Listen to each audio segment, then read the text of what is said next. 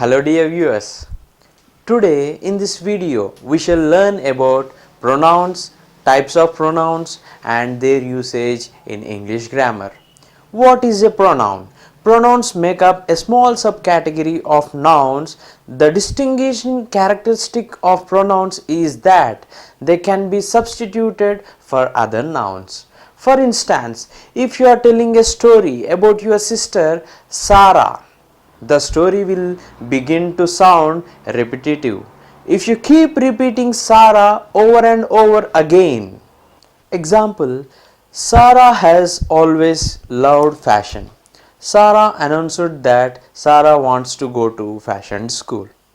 You could try to mix it up by sometimes referring to Sarah as my sister, but then it sounds like you are referring to two different people. Here we shall see other example. Sarah has always loved fashion. My sister announced that Sarah wants to go to fashion school. Instead, you can use the pronouns she and her to refer to Sarah. And let us see the sentence. Sarah has always loved fashion. She announced that she wants to go to fashion school. Now let us look at the types of nouns. Personal pronouns, relative pronouns, demonstrative pronouns, subject and object pronouns, indefinite pronouns, relative and intensive pronouns, possessive pronouns and interrogative pronouns. First of all, we shall go through personal pronouns. There are a few different types of personal pronouns and some pronouns belong to more than one category. She, her are known as personal pronouns. The other personal pronouns are me, you, he, him, we, us, they and them. If you have learnt about pronouns in school, these are probably the words your teacher focused on. We will get to the other types of pronouns in a moment. Before that, let us look at the antecedents. Pronouns are versatile. The pronoun it can refer to just about anything. Example: a bike, a tree, a movie, a feeling, etc. That's why you need an antecedent. An antecedent is a noun or a noun phrase that you mention at the beginning of a sentence or a story and later replace with a pronoun. In the examples here, the antecedent is highlighted and the pronoun that replaces it is bolded. And here is the example. My family drives me nuts, but I love them. The sign was too far away for Henry to read it. Sarah said she is almost finished with the application. In some cases, the antecedent doesn't need to be mentioned as long as the context is totally clear. It's usually clear who the pronouns I, me, you refer to based on who is speaking. It's also possible to use a pronoun before you mention the antecedent, but try to avoid doing it in long or complex sentences because it can make the sentence hard to follow. And here is another example. I love them, but my family drives me nuts. Let us go to relative pronouns. Relative pronouns make up another class of pronouns. They are used to connect relative clauses to independent clauses. Often, they introduce additional information about something mentioned in the sentence. Relative pronouns include that, what, which, who and whom. Traditionally, who refers to people and which and that refers to animals or things. And here are few examples. The woman who called earlier didn't leave a message. All the dogs that got adopted today will be loved.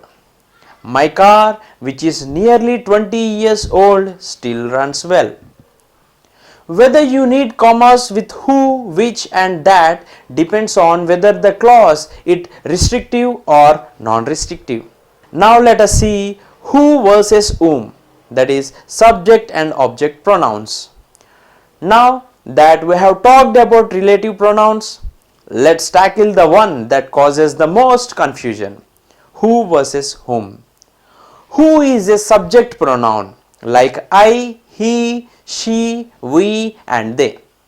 Whom is an object pronoun like me, him, her, us and them. So let us see the example. Please mail it to I. That is incorrect sentence, and we shall correct it like please mail it to me. And another example, Miss Higgins caught the passing notes, and the correct sentence is Miss Higgins caught them passing notes. Is this cake for we? That is incorrect, and the correct sentence is this cake for us? Whom is trickier though, because it usually comes before the verb or preposition that modifies it. So this is another sentence. Whom did you speak to earlier? A man whom I have never seen before was talking about you. Whom should I say is calling? One way to test whether you need who or whom is to try substituting a personal pronoun. Find the place where the personal pronoun would normally go and see whether the subject or object form makes more sense. Who or whom did you speak to earlier? Did you speak to him, he earlier? A man whom I have never seen before was asking about you. Have I seen he or him before? Whom should I say is calling? Should I say she or her is calling? If the object pronoun him or her sounds right, use whom. Before we move on, there is one more case where the choice between subject and object pronouns can be confusing. Can you spot the problem in these sentences? Henry is meeting Sarah and I this afternoon. There are no secrets between you and I. It doesn't matter to him or I. In each of the sentences here, the pronoun I should be me.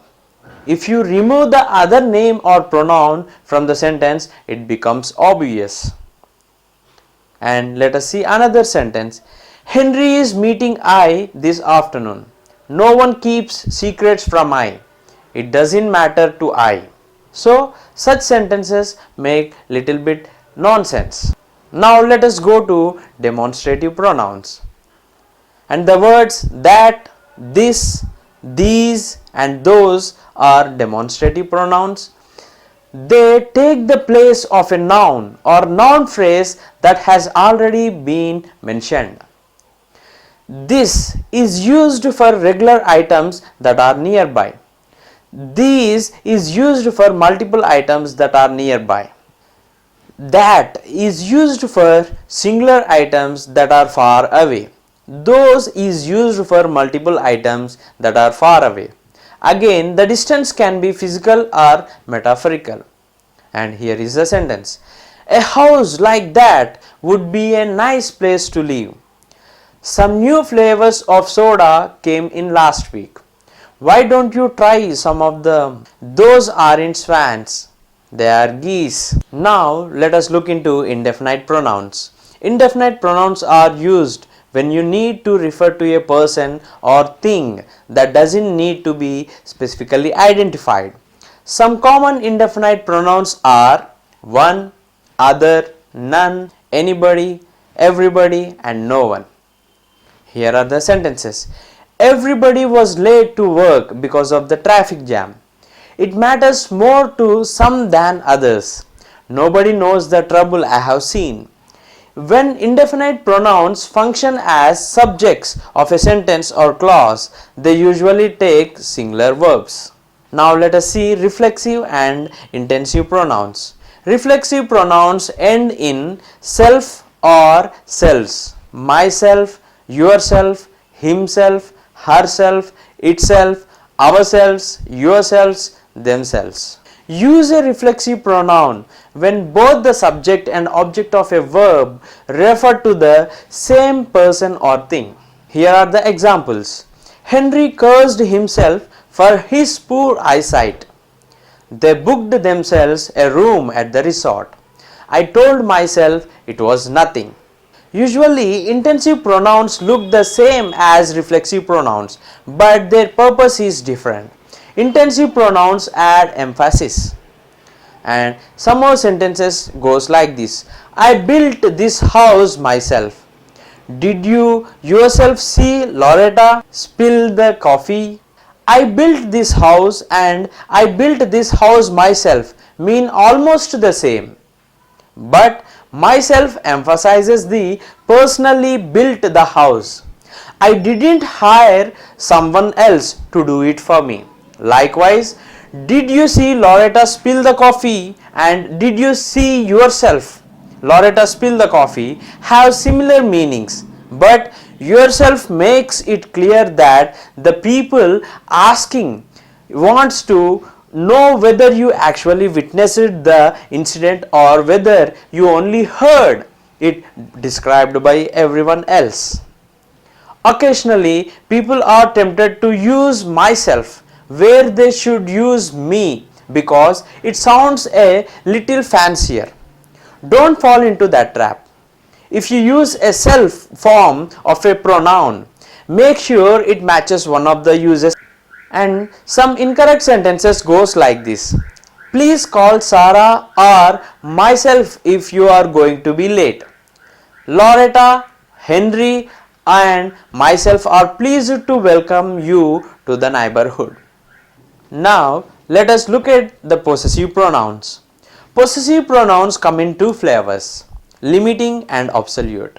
The words my, your, its, his, her, our, their and whose are used to show that something belongs to an antecedent. And the examples are Sarah is working on her application, just put me back on my bike. The students practiced their presentation after school. The absolute possessive pronouns are mine, yours, his, hers, ours and theirs. The absolute forms can be substituted for the thing that belongs to the antecedent. Are you finished with your application? Sarah already finished hers. The blue bike is mine.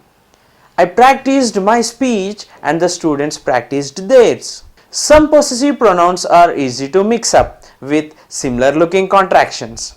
Remember, possessive personal pronouns don't include apostrophes. And now let us go through interrogative pronouns. Interrogative pronouns are used in questions. The interrogative pronouns are who, what, which and whose. And let us see some examples. Who wants a bag of jelly beans? What is your name? Which movie do you want to watch? Whose jacket is this? And try forming your own sentences based on these pronouns.